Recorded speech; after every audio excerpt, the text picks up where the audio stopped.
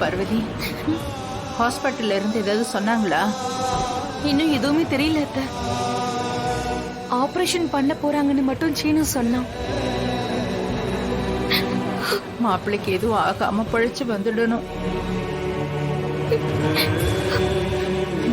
இந்த வீட்டோட நிலைமைய பாரு. கல்யாணம் முடிஞ்சு கலகலப்பா சந்தோஷமா இருக்க வேண்டிய வீடு இப்படி துக்கம் நடந்த வீடு மாதிரி உக்காந்துருக்கோம். எல்லாத்துக்குமே காரணம் அந்த மாயா தான் அத்தை. அவ அப்படி செய்வா நம்ம யாருமே எதிர்பார்க்கல. தனாவுடைய வாழ்க்கைய இப்படி பண்ணிட்டாலே. அவளுக்கு நாம என்ன பாவம் பண்ணோம்? மொத்த குடும்பத்தையும் இப்படி அழ வச்சுட்டாளே. அவளை பாரு, அக்கா அக்கான்னு அவ பின்னாடியே சுத்திக்கிட்டு இருந்தா. இப்ப பாரு தனம், அவளையும் வாழ்க்கை ஒரு கேள்விக்குறியாக்கிட்டா. அவ அம்மா மாதிரியே நம்ம குடும்பத்தை நம்ப வச்சு ஏமாத்திட்டா. அங்க ஹாஸ்பிட்டல்ல ஒரு உயிர் போராடிக்கிட்டு இருக்கு. இதுக்குதான் அத்தை அந்த மாயா இந்த வீட்டுக்குள்ள இருக்கவே கூடாதுன்னு நானும் பத்மானியும் எவ்வளவோ சொன்னோம். யாருமே எங்க பேச்சு கேட்கல. குடும்பம் பாசம்னு பேசி பேசியே நம்மள நம்ப வச்சுட்டாளேடி.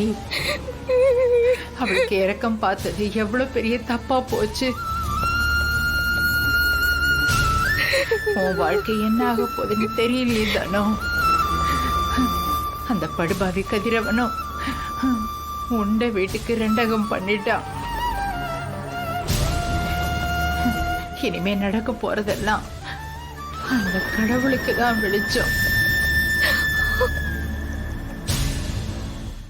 வந்ததுல இருந்து நீங்க அமைதியாவே இருக்கீங்க. ஒரு வார்த்தை கூட நீங்க பேசல. ஏதாவது பேசுங்க, எனக்கு பயமா இருக்கு. இந்த நேரத்துல நான் இத சொல்றேன்னு கோவப்படாதீங்க. நடக்கிறதெல்லாம் நீங்களும் பார்த்துட்டு தானே இருக்கீங்க. மாயா இங்க யாரையும் பழி வாங்கறதுக்காக அப்படி செஞ்சிருக்க மாட்டா. விளைவுகளை தெரிஞ்சும் அவ அத செஞ்சிருக்கானா கண்டிப்பா அதுக்கு பின்னாடி ஒரு காரணம் இருக்குங்க. காரணமா? அண்ணி, நீங்க சொல்றதை என்னால ஏத்துக்க முடியல அண்ணி. மாயா மேலதான் தப்பு இருக்கு.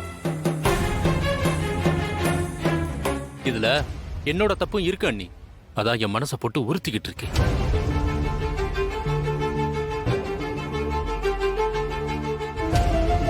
நேத்து நைட்டு மண்டபத்துக்கு வெளியில மாயா கதிரை பார்த்து பேசிட்டு இருந்தா.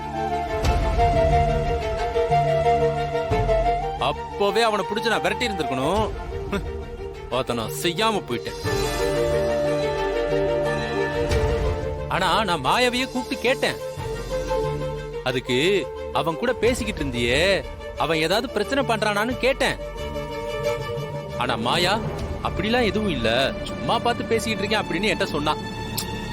அத நானும் நம்பிட்டேன். அத நான் நேரா வந்து அண்ணன்கிட்டயாவது சொல்லி இருந்திருக்கணும். ஆனா மாயா மேல இருந்த நம்பிக்கையில சொல்லாம விட்டுட்டேன். ஆனா அவங்க ரெண்டு பேரும் சேர்ந்து இப்படி ஒரு திட்டம் போட்டிருப்பாங்கன்னு நான் கொஞ்சம் கூட யோசிக்கல. என்ன மன்னிச்சிருங்க நீ, மன்னிச்சிருங்க. நான் மட்டும் சொல்லியிருந்தேன்னு வைங்களேன், மாமாவுக்கு இப்படி எல்லாம் ஆகாம கூட போயிருந்திருக்கலாம்.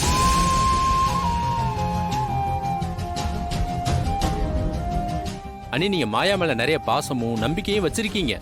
அதனால அவ செஞ்ச தப்ப உங்க மனசு ஏத்துக்க மாட்டேங்குது அண்ணி. ஆனா அவளே அவ வாயால சொன்னால, கதிர்கிட்ட நான் தான் சொல்லி தனா கழுத்துல தாலி கட்ட சொன்னேன்னு சொன்னால. அத நான் மறக்கல சிவா. ஆனா அத செஞ்சதுக்கான காரணத்தை அவ இன்னும் சொல்லலையேப்பா. அண்ணி, அது என்ன காரணமா வேணாலும் இருக்கட்டும் அண்ணி. நீங்க சொன்ன மாதிரி அதுல ஒரு நியாயம் இருக்குதுன்னே வச்சுக்கலாம். ஆனா அது எதுவா இருந்தாலும் நம்ம கிட்ட வந்து விஷயத்த சொல்லி இருக்கணும்ல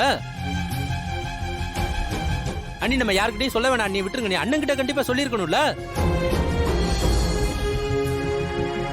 அவர் என்ன தான் மனைவியோட தங்கச்சி பிள்ளை மாதிரியா நீ மாயாவை பாத்துட்டு இருக்காரு?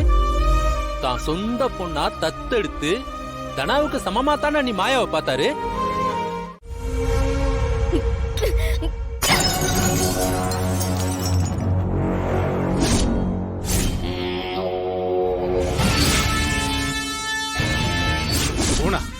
என்னம்மா நீ கோவப்படாதம்மா, கொஞ்சம் பொறுமையா இரு.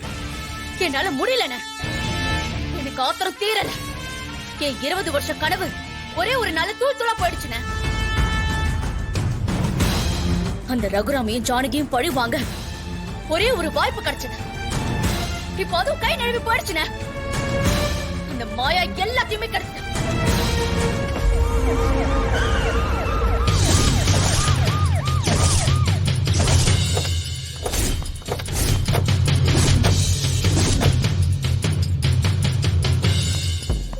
சார் என்ன விஷயம் சார்? இங்க கார்த்திங்கிறது யாரு? நான் தான் சார். யோ அரெஸ்ட் பண்ணுங்க அவனை. சார் என்ன சார் சொல்றீங்க? சார் இருங்க சார், அவசரப்படாதீங்க, விடுங்க, இருங்க. எதுக்கு சார் கார்த்திக் அரெஸ்ட் பண்றீங்க? கல்யாண மண்டபத்துல வச்சு ஒரு ஆளை விளக்கால குத்தி இருக்கான். Attempt murder. அவனை அரெஸ்ட் பண்ணாம வேற என்ன செய்வாங்க? இன்ஸ்பெக்டர், யார் கம்ப்ளைண்ட் கொடுத்தா? மாயா.